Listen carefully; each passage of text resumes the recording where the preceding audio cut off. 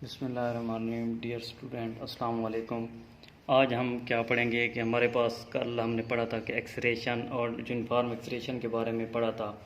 तो आगे हमारे पास दो एग्जाम्पलें रह गई हैं एक्सरेशन और यूनिफॉर्म एक्सरेशन के रिलेटेड, तो उसको हम आज सॉल्व करेंगे। तो हमारे पास यहाँ पर जो आ रही है ये वाली, इसके अंदर कहता है कि a car start from rest, its velocity become 20 metre per second in 8 second, find its acceleration. तो यहाँ पर देखें कि हम ये एक बात से तो हमें ये अंदाज़ा हो जाता है कि वेलोसिटी इंक्रीज़ कर रही है, क्योंकि पहले गाड़ी रुकी हुई थी और फिर वो कहते हैं कि 8 सेकेंड के बाद 20 मीटर पर सेकेंड हो जाती है। तो एक तो ये पता चल गया कि इसका जो एक्सरेशन होगा वो पॉजिटिव होगा, क्योंकि हमने पहले पढ़ रखा है कि जब वेलोसिटी इंक्रीज़ करती है तब क्या होता है कि एक्सरेशन पॉजिटिव होती है।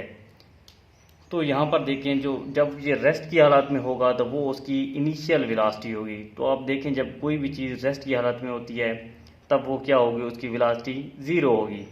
तो उसकी इनिशियल वेलोसिटी हमारे पास क्या हो गई, ज़ीरो हो गई यहाँ पर।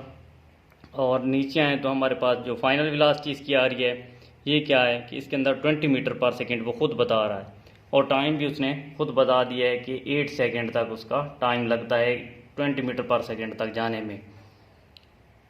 अब हमने क्या निकालनी है कि एक्सरेशन। तो हमारे पास फार्मूला क्या है कि V F minus V I over T, यानी कि final velocity minus initial velocity over time. तो हमारे पास फाइनल वेलोसिटी कितनी थी, 20 मीटर पर सेकेंड थी, और इनिशियल ज़ीरो थी, और टाइम हमारे पास कितना था, 8 सेकेंड था। जब हम क्या करते हैं कि इसको डिवाइड करेंगे तो हमारे पास आंसर कितना आएगा, 2.5 मीटर पर सेकेंड इसका आंसर आ जाएगा। तो ये एक्सरेशन क्या है, हमारे पास पॉजिटिव आ रहा है। वहाँ ऊपर हम स्टेटमेंट पढ़ते ही हमें पता चल जाएगा कि ये हमारे पास जो आंसर होगा वो पॉजिटिव होगा या नेगेटिव होगा, क्योंकि जब वेलोसिटी इंक्रीज कर रही होगी तो एक्सरेशन पॉजिटिव ही होगा। अब नीचे आ जाएं 2.5 पे, तो उसके अंदर क्या कहता है कि find the retardation produce when a car moving at velocity of 30 metre per second slow down uniformly to 15 metre per second in 5 second. तो यहाँ पर क्या आ रही है, एक तो वो रिटार्डेशन का मतलब क्या होता है, इसका मतलब क्या है कि एक्सरेशन जो है वो नेगेटिव में आएगी। इसका आंसर जो होगा वो नेगेटिव में ही आएगा, क्योंकि वेलोसिटी हमारी डिक्रीज हो रही है। पहले हमारी वेलोसिटी 30 थी, तो जैसे ही थोड़ी देर के बाद क्या हो गया, 5 सेकेंड के बाद इसकी वेलोसिटी 15 तक पहुंच चुकी थी। तो इससे क्या है कि डिक्रीज हुई है, तो हमारे एक्सरेशन जो होगा वो नेगेटिव होगा। जब एक्सरेशन नेगेटिव होता है तो उसको हम क्या कहते हैं, रिटार्डेशन का नाम देते हैं। अच्छा, इसके अंदर देखें तो हमारे पास जो इनिशियल वेलोसिटी थी जब वो कार दौड़ रही थी उस वक्त 30 मीटर पर सेकेंड थी। फिर 5 सेकेंड के बाद उसकी वेलोसिटी कितनी बच गई, 15। तो मतलब इनिशियल वेलोसिटी 30 हो गई, फाइनल हमारे पास कितनी होगी, 15 मीटर पर सेकेंड आ रही है यहाँ पे। और इसके बाद जो ये हमारे पास आ रहा है टाइम इसका, वो कितना है, 5 सेकेंड बता रहा है वो खुद। तो हम क्या करते हैं कि एक्सरेशन को फाइंड आउट करते हैं। तो एक्सरेशन को हम फाइंड आउट करने के लिए क्या करते हैं कि the change in velocity with respect to time is called acceleration. तो हमारे पास इसका जो फार्मूला आ रहा है वो क्या बनता है, वही पुराना फार्मूला लगेगा कि V F minus V I over T, final velocity minus initial velocity divided by T करेंगे तो हमारे पास इसका क्या आ जाएगा, आंसर आ जाएगा। तो अब यहाँ पर देखें तो acceleration is equal to change in velocity with respect to time, यानी कि टाइम इंटरवल। तो चेंज वेलोसिटी के अंदर कितनी आई थी कि पहले 30 थी, जो इसकी थी फाइनल वेलोसिटी वो कितनी होगी हमारे पास 15, और जो इनिशियल थी वो थी 30। तो जब आप क्या करते हैं कि वी एफ माइनस वी आई करेंगे, 15 से 30 निकालेंगे, तब आपके पास क्या होगा कि जो आंसर होगा वो नेगेटिव में ही आएगा। ठीक है, तो इस तरीके से हमारे पास जो आंसर नेगेटिव में आ रहा है तो इसका मतलब क्या है कि रिटार्डेशन है, और हमारा आंसर ठीक निकला है, क्योंकि जो हमारे पास वेलोसिटी है वो क्या है, डिक्रीज हो रही है, और जैसे ही वेलोसिटी डिक्रीज होती है तो एक्सरेशन क्या हो जाती है, नेगेटिव में आना शुरू हो जाती है। अब देखें तो हमारे पास जो है ग्राफिकल एनालिसिस ऑफ मोशन है। तो इसके अंदर क्या है कि ग्राफिकल तरीक़ाकार जो होता है वो हमारे किस काम आता है, ये क्यों हम यूज़ करते हैं, किसके लिए इस्तेमाल किया जाता है, तो इसको हम थोड़ा सा इस पर गौर करते हैं। असल में क्या है कि ग्राफ मुख्तलिफ मकदारों के दरमियान तस्वीरी इजहार का तरीका है। इसके ज़रिए हम क्या है कि एक ग्राफ के ज़रिए किसी भी चीज़ की मोशन को ईज़िली हम यानी कि उसका इजहार कर सकते हैं, डिस्क्राइब करा सकते हैं, उसको शो करवा सकते हैं। तो दो मकदारों के दरमियान जो इसका ताल्लुक़ ज़ाहिर हम करवा रहे होते हैं, ग्राफ बना रहे होते हैं, वो मकदारें जिनके दरमियान ग्राफ बनाया जा सकता है उनको हम क्या कहते हैं कि ये वेरिएबल कहलाती हैं। यानी कि वो क्वांटिटीज़ जिनके दरमियान ग्राफ को हम ज़ाहिर करते हैं या ग्राफ बना सकते हैं तो उसको हम कहते हैं कि ये वेरिएबल क्वांटिटीज़ कहलाती हैं। इनमें से इस वेरिएबल जो दो होती हैं, इस वेरिएबल के अंदर क्वांटिटीज़ के अंदर दो होती हैं, उन दोनों के दरमियान हम ग्राफ बना रहे होते हैं। उनमें से एक जो होती है इंडिपेंडेंट होती है और जो दूसरी होती है उसको हम क्या कहते हैं, वो डिपेंडेंट होती है। अब बात करते हैं कि इंडिपेंडेंट क्या चीज़ होती है और डिपेंडेंट कैसे होती हैं। उनमें से एक मकदार जो होगी उसकी वो हम अपनी मर्ज़ी से रद्द बदल कर सकते हैं। जो पहली मकदार उनमें से एक को हम लेते हैं तो उसका क्या होगा कि उसमें हम रद्द बदल कर सकते हैं, तब्दीली कर सकते हैं अपनी मर्ज़ी से, तो उसको हम क्या कहते हैं कि ये इंडिपेंडेंट है। जबकि जो दूसरी मकदार का इन्हिसार पहली मकदार पर ही होता है, जो दूसरी हम मकदार लेंगे ना वो पहली पर ही डिपेंड कर रही होगी, तो इसलिए हम क्या कहते हैं कि डिपेंडेंट वेरिएबल कहलाती है वो। अब अगर देखें नीचे तो इसके डिस्टेंस टाइम ग्राफ पर देखें तो ग्राफ की मदद से इस्लाम की मोशन का इजहार बहुत ही अच्छे तरीके से कर सकते हैं हम। यहाँ पर देखें तो ये डिस्टेंस टाइम ग्राफ पर कि it is useful to represent the motion of objects using graph.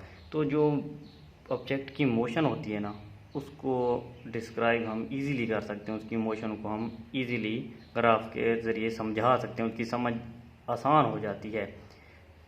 अब दूसरी क्या है कि कुछ मोशन जो होती हैं वो स्ट्रेट लाइन के अंदर होती हैं। जब स्ट्रेट लाइन के अंदर कोई बॉडी मूव कर रहा होता है तब क्या होगा कि जो हम डिस्टेंस और डिस्प्लेसमेंट को उनकी एक दूसरे की जगह रख सकते हैं।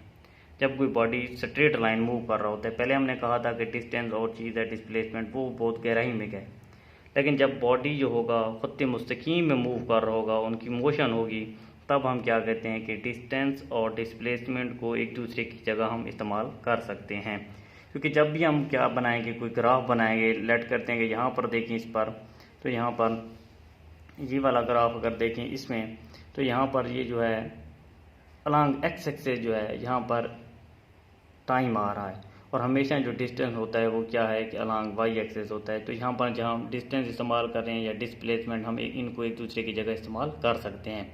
या क्या है कि जब भी बॉडी मूव कर रहा होगा स्ट्रेट लाइन के अंदर तब क्या होगा कि उस पर हम जो होती है स्पीड और वेलोसिटी को एक दूसरे की जगह लगा सकते हैं, इन एक दूसरे की जगह ये इस्तेमाल हो सकते हैं।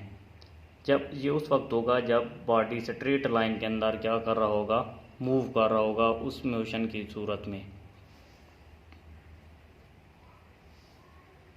अब अगर यहाँ पर देखें तो ये कहता है कि ऑब्जेक्ट एट रेस्ट, जब ऑब्जेक्ट रेस्ट की हालत में होगा तब उसका ग्राफ हम कैसे बनाएंगे।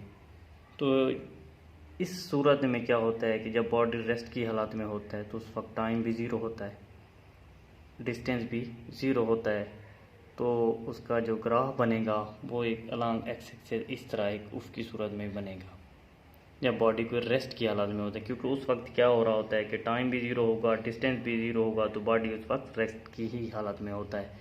तो हम कोई लाइन इस पर सिर्फ उफ की लाइन खींच देते हैं। इसका मतलब क्या है कि ये ऑब्जेक्ट रेस्ट की हालत में उसका ग्राफ ये बनाएंगे आप। अगर आप देखें कि ऑब्जेक्ट जो है यहाँ नीचे आ जाएँ तो इस पर देखें object moving with constant speed. जब भी कोई ऑब्जेक्ट क्या कर रहा होगा, कांस्टेंट स्पीड की सूरत में मूव कर रहा होगा, तो उसका जो फासला वो तय करेगा या वो जो टाइम कवर कर रहा होगा उसके साथ साथ चल रहा होगा, वो दोनों बराबर बराबर होंगे। अगर आप इसको थोड़ा सा गौर में देखें, उससे मैं इसको थोड़ा आपको जूम करके दिखा देता हूँ। यहाँ पर इस पर देखें तो यहाँ पर ज़ीरो से लेकर हमने क्या टाइम लगाया है कि 0, फिर 5, फिर 10, 15, 20, यानी 5-5 का हमने इसके अंदर वक्फा दे रखा है। फिर अगर इस पर अगर देखें ऊपर डिस्टेंस में तो 10, 20, 30 इस तरह यानी कि 10, 20, 30, 40 तक ले गए, यानी कि हमने 10-10 का वक्फा इसके अंदर दे रखा है। तो अब क्या करते हैं कि जैसे ही अगर 5 सेकंड गुजरते हैं तो जो बॉडी मूव करता है वो 10 मीटर तक फासला करता है, ठीक है।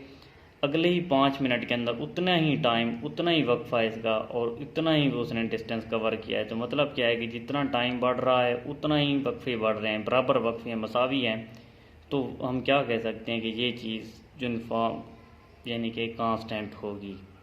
तो ये कांस्टेंटली जब ये मूव कर रहा होगा तो इसका ग्राफ क्या होगा, इस तरह एक स्लोप की फॉर्म में बनेगा, ठीक है। तो इसके अंदर क्या है, अब यहाँ पर अगर आए तो इसके अंदर देखेंगे यहाँ पे तो object moving with variable speed, जहाँ फर्स्ट में हमने क्या पढ़ा था कि रेस्ट में फिर क्या है कि कांस्टेंट स्पीड हो गई, फिर क्या है वेरिएबल यानी कि चेंजिंग आ रही है स्पीड, कभी ये बढ़ रही है कभी कम हो रही है। तो वेरिएबल यही होती है, वेरिएबल का मतलब यानी कि चेंज हो रही है स्पीड, कभी टाइम ज़्यादा लगा देती है और स्पीड तब्दील, यानी कि उनके जो वक्फे होंगे टाइम और डिस्टेंस के वो इक्वल नहीं होंगे। तो इसका जो ग्राफ बनेगा वो इस तरीके से बनेगा, यहाँ पे जिस तरह मैंने दिखा रहा है। इसके अंदर ये जो एक स्लोप सी बन रही है यानी कि पॉइंट पी पर एक टेंजेंट सा बन रहा है। तो इसकी जो हम क्या करते हैं कि अब यहाँ पर देखें कि when an object does not cover equal distance in equal interval of time then it speed is not constant. तो यहाँ क्या है कि अगर एक बॉडी के जो टाइम के वक्फे होंगे और जो डिस्टेंस होगा वो एक दूसरे की इक्वल नहीं होगा, बराबर नहीं होगा, तो बॉडी की स्पीड भी कांस्टेंट नहीं होगी, तब्दील होती रहेगी, चेंज होती रहेगी, कांस्टेंट नहीं होगी। तो इस सूरत में हम क्या करते हैं, तो in this case the distance time graph is not straight line as shown in figure. तो उस वक्त क्या होगा कि लाइन जो लगा रहे होंगे वो सीधी नहीं होगी बल्कि टेढ़ी कर्व की सूरत में होगी। और उस पॉइंट पी जिस तरीके यहाँ पर कर्व एक बन रही है, इस कर्व को हम किस तरीके से फाइंड आउट कर सकते हैं, slope of tangent at P, यानी इस पॉइंट को हम किसके ज़रिए फाइंड आउट कर सकते हैं, टेंजेंट के ज़रिए। तो टेंजेंट आपने पहले पढ़ रखा है कि क्या होता है कि